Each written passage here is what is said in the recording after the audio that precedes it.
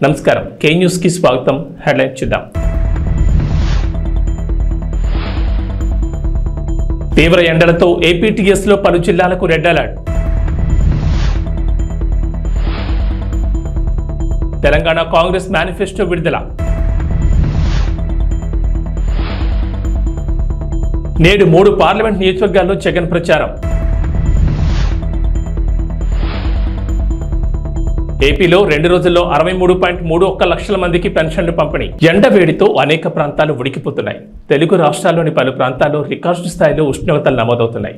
ఎండలతో ప్రజలు ఠారెత్తిపోతున్నారు. ఈ సమయంలో వాతావరణ శాఖ తాజా హెచ్చరికలు జారీ చేసింది. మరో 5 రోజుల పాటు భారీ స్థాయిలో ఉష్ణోగ్రతలు నమోదవుతాయని హెచ్చరించింది. 45 డిగ్రీలు దాటి నమోదయ్యే అవకాశం ఉందని అప్రమత్తం చేసింది. దీంతో జాగ్రత్తగా ఉండాలని నిపుణులు సూచిస్తున్నారు. రాష్ట్ర వ్యాప్తంగా ఎండలు మండిపోతున్నాయి. అలాగే 41 మండలాల్లో తీవ్రంగా 116 మండలాల్లో మోస్తరు వడగాల్పులు వీచాయి. రాష్ట్ర వ్యాప్తంగా 183 మండలాల్లో మోస్తరు వడగాల్పులు వీస్తాయని విపత్తుల నిర్వహణ సంస్థ హెచ్చరించింది.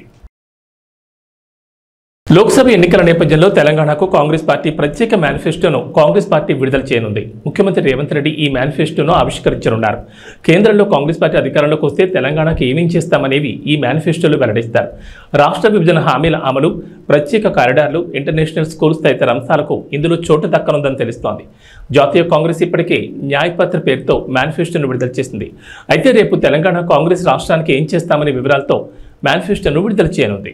ఆంధ్రప్రదేశ్లో ముఖ్యమంత్రి వైఎస్ఆర్ కాంగ్రెస్ పార్టీ అధినేత వైఎస్ జగన్మోహన్ రెడ్డి సార్వత్రిక ఎన్నికలకు సమయం దగ్గర పడుతుండటంతో ప్రచారంలో మరింత స్పీడ్ పెంచుతున్నారు. ఈ రోజు మరో 3 నియోజకవర్గాల్లో ఆయన పర్యటించనున్నారు. 3 నియోజకవర్గాల్లో ఎన్నికల ప్రచారం నిర్వహించనున్నారు. ఇక 3 సభల్లో పాల్గొనేందుకు ఉదయమే తాడేపల్లిలోని తన నివాసం నుంచి బయలుదేరనున్నారు సీఎం జగన్. ఉదయం 10 గంటలకు నరసాపురం లోక్సభ స్థానం పరిధిలోని నరసాపురంలో ఉన్న స్టీమర్ సెంటర్లో జరిగే ప్రచార సభలో పాల్గొని ప్రసంగిస్తారు. ఆ తర్వాత మధ్యాహ్నం 12:30 నరసరావుపేట లోక్సభ స్థానం పరిధిలోని పెదకూరపాడు నియోజకవర్గంలోని క్రోసూరు సెంటర్లో జరిగే సభలో పాల్గొంటారు ముఖ్యమంత్రి వైఎస్ జగన్. ఓ మోసాల బాబు, నువ్వు ఎలాంటి వాడివో, నీ కూటమి ఎలాంటిదో చెప్పడానికి ఒక్క పాంప్లెట్ సరిపోదా అని అడుగుతా ఉన్నాను. ఇది గుర్తుందా మీ అందరికీ? ఇది 2014లో ఇదే పెద్ద మంచి చంద్రబాబు నాయుడు గారు అప్పట్లో కూటమిగా ఇదే ముగ్గురితో కలిసి ఇదే ముగ్గురి ఫోటోలతో ముఖ్యమైన హామీలు అన్నట్టు మీ ప్రతి ఇంటికి ఆయన సంతకం పెట్టి పంపించాడు. ఆ రోజు 2014లో 175కు 175 అసెంబ్లీ స్థానాలు, 25 ఎంపీ స్థానాలకు 25 ఎంపీ స్థానాలు, తగ్గేదే లేదు. ఎన్నికల సమయంలో ఆంధ్రప్రదేశ్లో పెన్షన్ వ్యవహారం హాట్ టాపిక్ గా మారిపోయింది. గత నెలలో సచివాలయం దగ్గర వృద్ధులు, పెన్షన్దారులు పడిగాపులు పడాల్సిరాగా ఇక ఈ నెల చాలా మందికి బ్యాంకుల్లో నగదు జమ చేసింది ప్రభుత్వం. అయితే ఆ డబ్బుల కోసం బ్యాంకుల దగ్గర భారీ క్యూలు దర్శనమిచ్చాయి. ఒక్కసారిగా బ్యాంకులకు దగ్గరకు పెద్ద ఎత్తున తరలి రావడంతో వారికి పెన్షన్లు పంపిణీ చేయడం బ్యాంకర్లకు సవాలుగా మారింది. మరోవైపు కొన్ని సాంకేతిక కారణాలతో డబ్బులు తీసుకోకుండా వృద్ధులు వెనుదిరికి వెళ్లిపోవాల్సి వచ్చింది. మే 1వ తేదీన ప్రారంభమైన పెన్షన్ల పంపిణీ ఈ రోజు కూడా బ్యాంక్ ఖాతాల్లో జమ చేయనున్నారు. ఇక బ్యాంక్ ఖాతాలో సొమ్ములు జమ కాని వారికి మే 4వ తేదీన అంటే రేపు గ్రామ వార్డు సచివాలయ ఉద్యోగుల ద్వారా ఇంటింటికి పంపిణీ చేయనున్నారు. మహిళా కమిషన్లోని 223 మంది మహిళా ఉద్యోగులను తొలగిస్తూ తాజాగా ఢిల్లీ లెఫ్టినెంట్ గవర్నర్ వీకే సక్సేనా కీలక నిర్ణయం తీసుకున్నారు. ఆమ్ ఆద్మీ పార్టీ ఎంపీ స్వాతి మలివాల్ ఢిల్లీ మహిళా కమిషన్ చైర్పర్సన్గా ఉన్న సమయంలో ఈ నియామకాలు నిబంధనలు ఉల్లంఘించాయని గవర్నర్ అన్నారు. కాంట్రాక్ట్ ఉద్యోగులను తొలగిస్తే మహిళా కమిషన్ను మూసివేయాలని లెఫ్టినెంట్ గవర్నర్ ఆదేశించడంపై స్వాతి మలివాల్ ఆందోళన వ్యక్తం చేశారు. ఆయన ప్రకారం కమిషన్లో 90 మంది ఉద్యోగులు ఉన్నారు. వారిలో 8 మంది ప్రభుత్వ ఉద్యోగులు ఉన్నారు. మిగిలిన వాళ్ళందరూ 3 నెలల ఒప్పందం ఉంటుంది. ఈ మహిళా కమిషన్ రూపొందించడానికి చాలా మంది రక్తం, చెమటలు చిందించారని అన్నారు. తనను జైలుకు పంపిన మహిళా కమిషన్ మూసేసే పరిస్థితి రానివ్వబోమన్నారు. అమెరికా అధ్యక్షుడు జో బైడెన్ సంచలన కామెంట్ చేశారు. భారత్ తమ దేశంలోకి విదేశీ వలసదారులను అనుమతించేందుకు భయపడుతుందని తీవ్ర ఆరోపణ చేశారు. అందుకే భారత్ వంటి దేశాల్లో ఆర్థిక అభివృద్ధి వేగంగా లేదని చురకలంటించారు. కాగా వాషింగ్టన్లో పార్టీ నిధుల సేకరణ కార్యక్రమంలో జో బైడెన్ మాట్లాడుతూ భారత్, జపాన్, చైనా, రష్యా దేశాలపై విరుచుకుపడ్డారు. ఈ దేశాలు విదేశీ వలసదారులను తమ దేశంలోకి ఆహ్వానించేందుకు భయపడుతున్నాయి. అందుకే వాటి ఆర్థిక వ్యవస్థలు వేగంగా వృద్ధి చెందకుండా ఇబ్బంది పడుతున్నాయన్నారు. కానీ అమెరికా విదేశీ వలసదారులను స్వాగతిస్తున్నారు. ఈ కారణంగానే వారు దేశ ఆర్థిక వ్యవస్థ బలోపేతమయ్యేందుకు కృషి చేస్తూ ఉంటారని చెప్పుకొచ్చారు. తీవ్ర ఎండలతో ఎప్పుడూ ఉక్కిరిబిక్కిరయ్యే ఎడారి దేశం యునైటెడ్ అరబ్ ఎమిరేట్స్లో ఇటీవల అనూహ్య వాతావరణ మార్పులు చోటు చేసుకుంటున్నాయి. గత నెలలో ఈ ఎడారి దేశాన్ని కుంభవృష్టి వణికించగా తాజాగా మరోసారి ఇక్కడ వర్షాలు కురుస్తున్నాయి. దీంతో ఇప్పటికే పలు అంతర్జాతీయ విమాన సర్వీసులు రద్దయ్యాయి. బుధవారం రాత్రి నుంచి యుఏఈ వ్యాప్తంగా వాతావరణం మారిపోయింది. దుబాయ్, అబుదాబి సహా పలు నగరాల్లో ఈదురుగాలులు, ఉరుములు, మెరుపులతో కూడిన వర్షాలు కురుస్తున్నాయి. పలుచోట్ల లోతట్టు ప్రాంతాలు జలమయమయ్యాయి. ఫలితంగా దుబాయ్ అంతర్జాతీయ ఎయిర్పోర్ట్లో పలు విమానాలు రద్దయ్యాయి. కొన్ని ఆలస్యంగా నడుస్తున్నాయి. శుక్రవారం వర్షాలు కొనసాగే అవకాశం ఉందని వాతావరణ శాఖ అధికారులు అంచనా వేస్తున్నారు.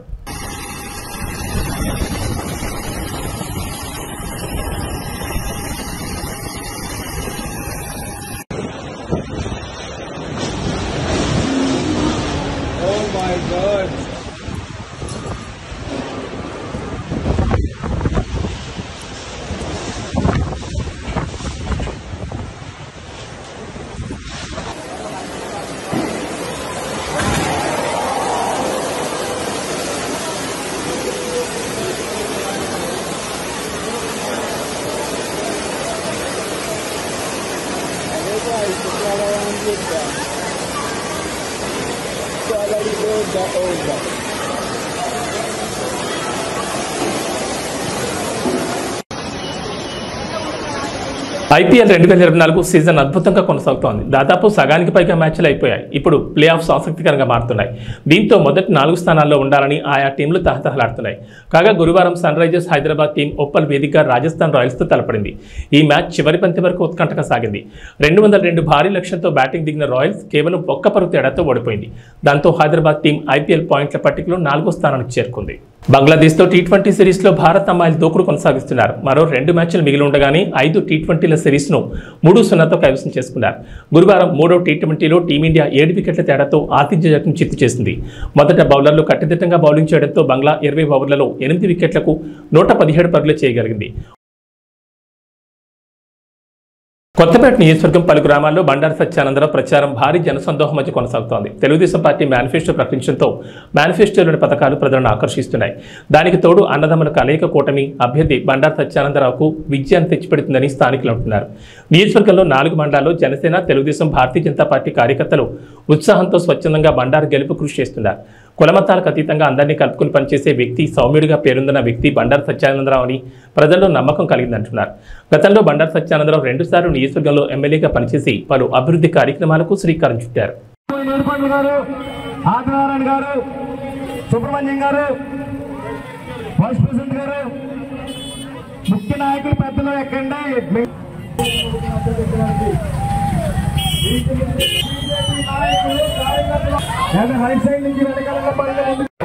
రోడ్లు కానీ, ఇళ్ల స్థలాలు కానీ, ఇల్లు కానీ, ట్రైన్లు కానీ, ఇటువంటి అన్ని కాంపిటెన్స్ ఏవైతే మీరు దృష్టిలో పెట్టడం జరిగిందో ప్రాంతాలు ఒకటి అడుగుతూ ఉన్నారు. ఇవన్నీ తప్పనిసరిగా పూర్తి చేయాలని మీకు తెలియజేసుకుంటూ, ఇదే విధమైన అభిమానంతో రేపు మే 13 జరిగే ఎన్నికలు నాకు ఒక ఓటు, బాలయ్య గారి అబ్బాయి హరీష్ మాధురి గారు ఎంపీ అభ్యర్థి వారికి ఒక ఓటు, 2 ఓట్లు కూడా సైకిల్ ఓటు వేసి గెలిపించాలని కోరుకుంటూ అందరికీ మరొకసారి నా కృతజ్ఞతలు తెలియజేసుకుంటాం. ఉండి నియోజకవర్గం ఇండిపెండెంట్ ఎమ్మెల్యే అభ్యర్థి కలవపూడి శివ ఎన్నికల ప్రచారం నిర్వహించారు. ఈ సందర్భంగా ఆకివీడు మండలం చినకాపురం, అప్పారావుపేట ప్రచారంలో భాగంగా ఉండి నియోజకవర్గం అభివృద్ధి తన ఎజెండాగా ముందుకు వస్తున్నామని అన్నారు. ఈ కార్యక్రమంలో నాయకులు పాల్గొన్నారు.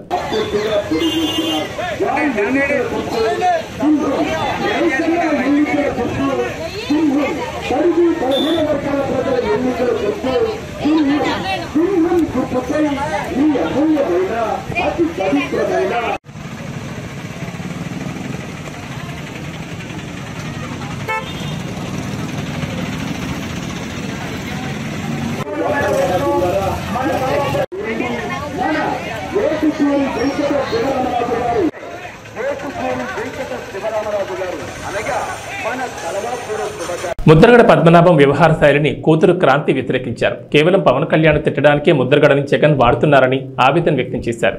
పిఠాపురంలో పవన్ కళ్యాణ్ గెలుపు కోసం తన వంతు కృషి చేస్తానని తెలిపారు. అందరికీ నమస్కారం. నేను క్రాంతి బార్లపూడి, ముద్రగడ పద్మనాభం గారి అమ్మాయిని. పిఠాపురంలో పవన్ కళ్యాణ్ గారిని ఓడించడానికి వైసీపీ నాయకులు ఎన్ని చేయాలో అని చేస్తున్నారు. ముఖ్యంగా నిన్న మా నాన్నగారు ఒక బాధాకరమైన ఛాలెంజ్ చేశారు. పవన్ కళ్యాణ్ గారిని ఓడించి పిఠాపురం నుండి తరిమేయకపోతే ఆయన పేరు ముద్రగడ పద్మనాభం రెడ్డిగా మార్చుకుంటారట. ఈ కాన్సెప్ట్ ఏంటో నాకు అసలు అర్థం కాలేదు. ఆయన ప్రకటన ముద్రగడ అభిమానులకు సైతం నచ్చలేదు. వంగా గీత గారిని గెలిపించడానికి కష్టపడవచ్చు, కానీ పవన్ కళ్యాణ్ గారిని మరియు ఆయన అభిమానుల్ని కించపరిచేలా కామెంట్స్ ఉండకూడదు. మా నాన్నగారిని కేవలం పవన్ కళ్యాణ్ గారిని తిట్టడం కోసమే జగన్మోహన్ రెడ్డి గారు వాడుతున్నారు. ఈ ఎన్నికల తర్వాత ఆయనను ఎటు కాకుండా వదిలేయడం పక్కా. ఈ విషయంలో నేను మా నాన్నగారిని పూర్తిగా వ్యతిరేకిస్తున్నాను. నేను పవన్ కళ్యాణ్ గారి గెలుపు కోసం నా వంతు కృషి నేను చేస్తాను.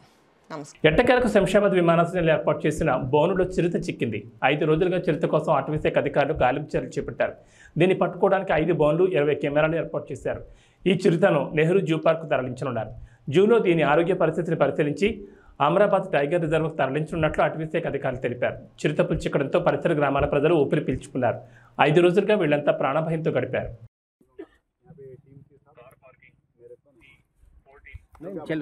चलो sir, we will move. Come. Thank you.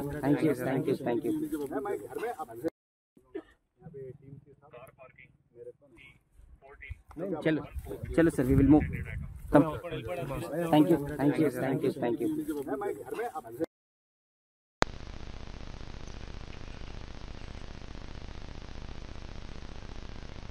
కులం లేదని, మతం లేదని, గ్రామాల్లో శాంతి కావాలి, అభివృద్ధి చెందాలి, సుభిక్షంగా ఉండాలి అన్నదే నా లక్ష్యమని మాజీ ఎమ్మెల్యే నల్లమిల్లి రామకృష్ణారెడ్డి అన్నారు. ఈ సందర్భంగా ఎన్నికల ప్రచారం నిర్వహించారు.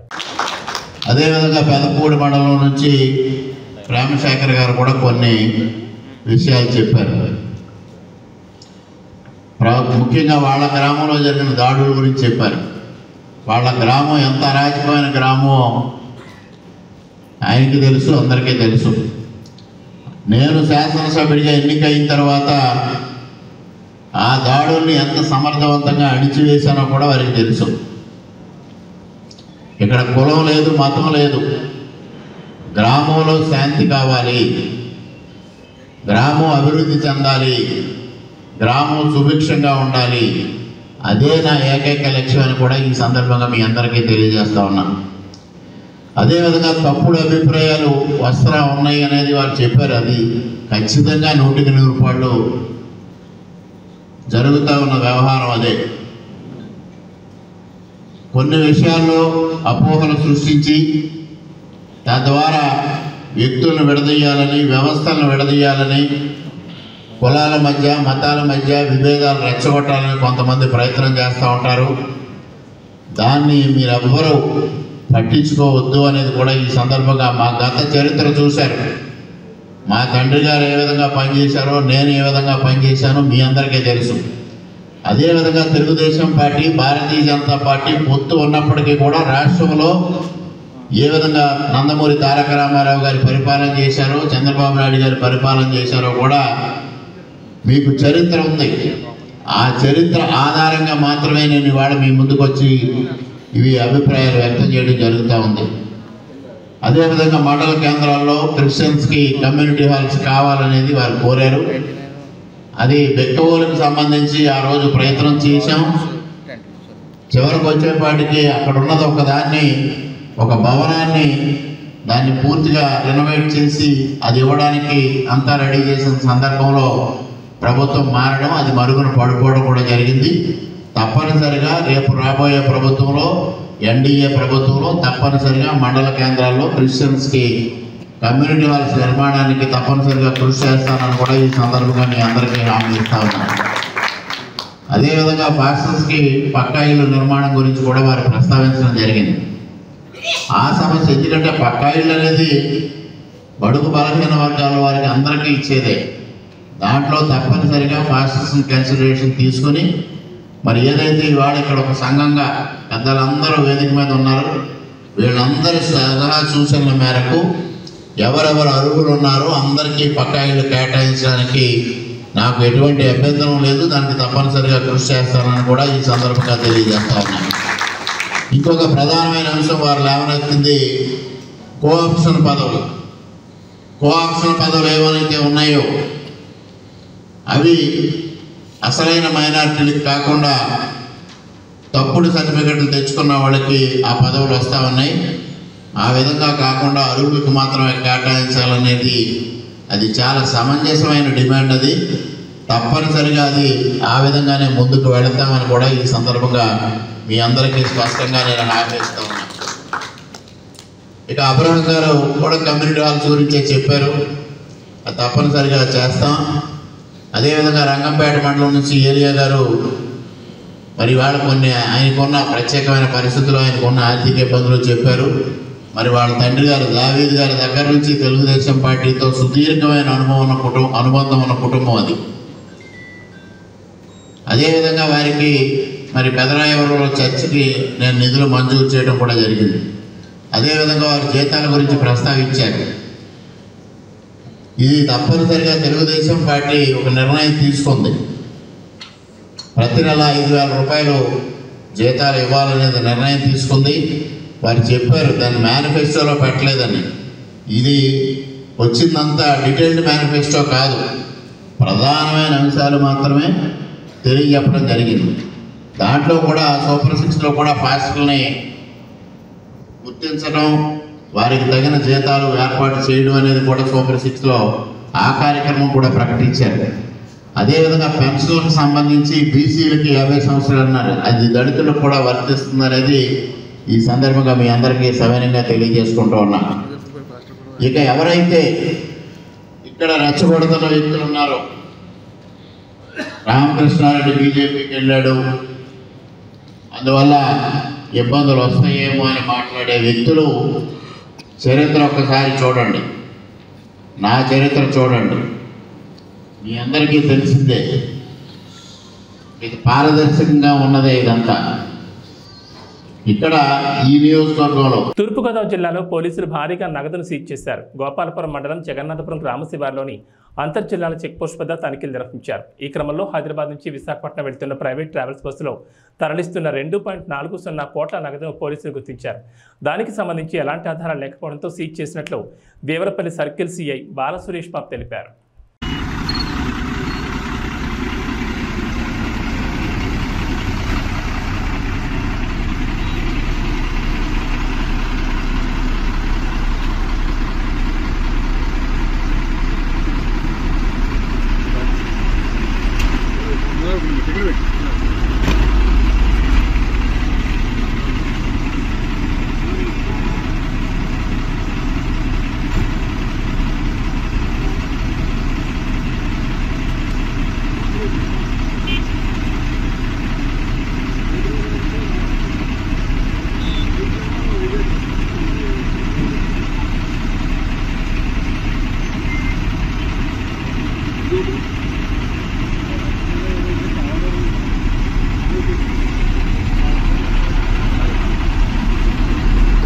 అనపర్తి మండలం పేరా రామచంద్రపురం గ్రామంలో అనపర్తి శాసనసభ్యులు డాక్టర్ సత్తి సూర్యనారాయణ రెడ్డి కుమారుడు ప్రముఖ యూరాలజిస్ట్ డాక్టర్ సత్తి గౌతమ్ రెడ్డి ఎన్నికల ప్రచారం నిర్వహిస్తున్నారు. ఈ సందర్భంగా గడప గడపకు వెళ్లి ముఖ్యమంత్రి వైఎస్ జగన్మోహన్ రెడ్డి ఆధ్వర్యంలో సత్తి సూర్యనారాయణ రెడ్డి చేసిన అభివృద్ధి సంక్షేమ కార్యక్రమాలను వివరించారు.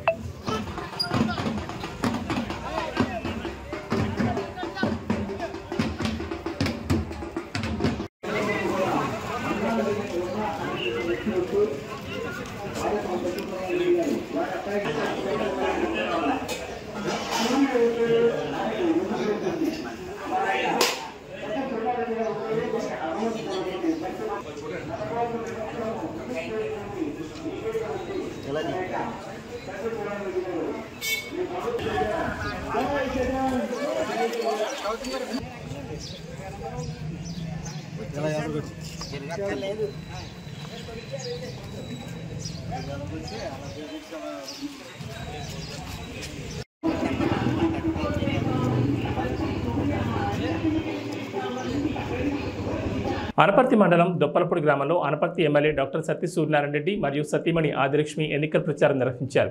ఈ సందర్భంగా గడప గడపకు వెళ్లి ముఖ్యమంత్రి వైఎస్ జగన్మోహన్ రెడ్డి చేసిన అభివృద్ధి సంక్షేమ కార్యక్రమాలను వివరించారు. చేయడానికి మీరు కృప చూపించారు. మీకు స్తోత్రాలు. మళ్ళీ ఇప్పుడు నేను ఎలక్షన్ కొరకు నీ బిడ్డలు నిలబడి ఉంటుండగా దేవా ఈ బిడ్డల పక్షంగా మీరు ఉండండి. చక్కని నాయన నా తండ్రి పరిపాలన మీరు నాయన జరగడానికి సహాయం చేశారు. అలాగే ప్రభు ఈ సంవత్సరం కూడా నాయన బిడ్డలు నా తండ్రి అత్యధికమైనటువంటి మెజారిటీతో నాయన ఈ బిడ్డలు గెలవడానికి మీరు సహాయం దయచేయండి. దానికి ప్రజలందరూ కూడా ప్రోత్సాహకరంగా ఉండడానికి సహాయం దయచేయండి. నీ స్తోత్రాలు. ఒక మంచి నాయకుల్ని మేము ఎన్నుకోవడానికి ప్రభువా నాయన ప్రతి ఒక్కరికి నీ జ్ఞానమును ఆలోచన మీరు దయచేయవలసిందిగా నేను అడుగుచున్నాం. నైనా ప్రతిరోజు కూడా మా అధికారుల కొరకు నైనా అందరి కొరకు మేము ప్రార్థన చేస్తున్నాం. ఇదిగో నీ బిడ్డల నిమిత్తమై ఇప్పుడు ప్రార్థిస్తుంటాడు కదా దేవా, నీ బిడ్డలను మీరు దీవించండి, ఆశీర్వదించండి, వారి ఆలోచనలన్నింటినీ సఫలపరచండి. వీరితో ప్రయాణం చేస్తున్న బిడ్డలందరికీ మీ కాపుదలు ఇచ్చి నడిపించండి. నైనా నా తండ్రి అత్యధికమైనటువంటి మెజారిటీతో నీ బిడ్డలు గెలవడానికి సహాయం దయచేయండి. యాడికి మండలంలోని వేములపాడు నగరూరు గ్రామాల్లో రోడ్ షోను తాడిపత్రి నియోజకవర్గ టీడీపీ అభ్యర్థి జేసీ అసంతృప్తి నిర్వహించారు. ఈ సందర్భంగా గ్రామస్తులు వైసీపీ ప్రభుత్వం వచ్చాక గండికోట నుంచి వచ్చే మంచినీళ్లు మురిగ్గా వస్తున్నాయని అన్నారు. అస్మిత్ రెడ్డి టీడీపీ ప్రభుత్వం వచ్చాక గండికోట నుంచి వచ్చే మంచినీళ్లు తెప్పిస్తామని మాట ఇచ్చారు. ఈ కార్యక్రమంలో టీడీపీ మాజీ ఎంపీ జేసీ దివాకర్ రెడ్డి, సీనియర్ నాయకులు పాల్గొన్నారు. నేను ఈరోజు ఎవరిని తిట్టను, నాకు అవసరం లేదు, ఒక్కరిని ఒక మాట అనను. నేను కేవలం మనం ఏం చేశాము, రేపు మన ప్రభుత్వం వస్తే ఏం చేయబోతాం తప్ప అవి తప్ప నేను ఏమి మాట్లాడదలుచుకోలేదు. నేను ఈరోజు నేను గ్రామ గ్రామం తిరిగాను.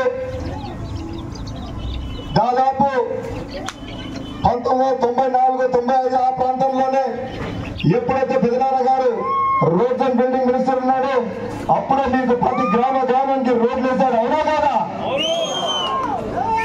ఎక్కడా లేని విధంగా ఎక్కడి నుంచో ప్రతిసారి ప్రతి ఊర్లో కొత్త కోడ్లు వచ్చారు. కొత్తగా వచ్చిన వాళ్ళు ఉన్నారు ఊళ్ళలో. వాళ్ళని అడగండి, మీరు మీ ఊర్లలో ఎప్పుడు మీకు రోడ్లు వచ్చాయని ఎవరైనా చెప్పాలంటే దాంట్లో 5 ఏళ్ళ 10 ఏళ్ల కిందటనే. కానీ దాదాపు మనం 30 ఏళ్ల కిందటే తార్ రోడ్లు అయితేనేమి, సిమెంట్ రోడ్లు అయితేనేమి ప్రతి గ్రామానికి కనెక్టివిటీ చూసాం. అవునా కాదో చెప్పండి మీరు అందరితో. అదేవిధంగా నేను ఊర్లు తిరుగుతానప్పుడు, ఇంటింటి వద్ద పోయినప్పుడు ఖచ్చితంగా అందరినీ అడిగా, ఏందమ్మా మీ ఊర్లో పెద్ద సమస్య అనేది. ఎస్పెషల్లీ ఆడవాళ్ళు ఏమన్నారంటే, అన్నా మాకు తాగునీరు సమస్య చాలా ఉందని చెప్పారు. నేను అప్పుడు వాళ్ళకి ఒకటే అడిగా, ఎందుకమ్మా మీకు సమస్య? మీకు గండికోట నీళ్ళున్నాయి, అదేవిధంగా అంతకుముందు చాగళ్ళు నీళ్ళున్నాయని చెప్పి అడిగాను. వాళ్ళు ఒకటే అడిగారు నాతో, అన్నా మాకు గండికోట నీళ్ళున్నాయి కానీ గండికోట నీళ్ళలో చాలా మురికి వస్తుందని చెప్పారు. అన్నా నేను అడుగుతాను అందరినీ, 5 ఏళ్ల కిందట ఎప్పుడైతే మేము ప్రాజెక్ట్ చేపట్టామో అప్పుడు కూడా మీకు మురికి నీళ్ళు వచ్చాయా? నాకు తెలిసి మీకు రాలేనప్పుడు మురికి నీళ్ళు. కేవలం మీకు ఒకటే చెప్తా, దానికి కారణం ఏంటంటే ఈ 5 ఏళ్ల సంవత్సరాల్లో ఎప్పుడైతే ఏదైతే వైకాపా ప్రభుత్వం ఉందో వారి నిర్లక్ష్యం వల్ల మెయింటెనెన్స్ లేక ఖచ్చితంగా ప్రతి దగ్గర ప్రాబ్లం వచ్చి మీకు మురికి నీళ్ళు వస్తున్నాయి. నేను ఈ సభాముఖంగా మీ అందరికీ ఏం తెలియజేస్తానంటే, రాబోయే కాలంలో ఎప్పుడైతే మీరు తెలుగుదేశం ప్రభుత్వం ఎన్నుకుంటారో ఆ రోజు నుంచి మీకు మంచి నీళ్ళు వచ్చేటట్టుగా చేస్తాను. ఈ సభాముఖంగా మీ అందరికీ తెలియజేస్తున్నాను. అదేవిధంగా చాలా మంది నా దగ్గరకు వచ్చారు, అలా గండికోట నీళ్ళు మురికిగా ఉన్నాయి, మాకు గండికోట నీళ్ళు వద్దు, మాకు అంతకుముందు చాగళ్ళ పైప్ లైన్ ఉంది, ఆ నీళ్ళు ఇప్పేమని చెప్పి. నేను ఒకటే చెప్తున్నా మీ అందరికీ, అన్నా నేను గండికోట నీళ్ళన్నా బాగా చేస్తాను, మీకు చాగళ్ళ నీళ్ళన్నా ఇస్తాను. ఏదో ఒకటైతే ఖచ్చితంగా నేను ఈ సభాముఖంగా మీ అందరికి చేస్తాను తెలియజేస్తున్నాను అన్నా. అదేవిధంగా ముఖ్యంగా నాకు ఏం చెప్పారంటే, ఎస్సీ కాలనీలో ఒక రోడ్డు సమస్య ఉంది, కట్టది ఎప్పటి నుంచో. అన్నా ఈ రోడ్డు సమస్య ఏదో కొత్తగా కాదు, 2018, 19 ప్రాంతాల్లో ఎప్పుడైతే మన ప్రభుత్వం ఉండదో అప్పుడే నా దృష్టికి తీసుకొచ్చారు. కానీ ఒక చిన్న సమస్య వల్ల ఆ రోడ్డు చేపట్టలేకపోయినాం. కానీ ప్రస్తుతం నమస్కారం.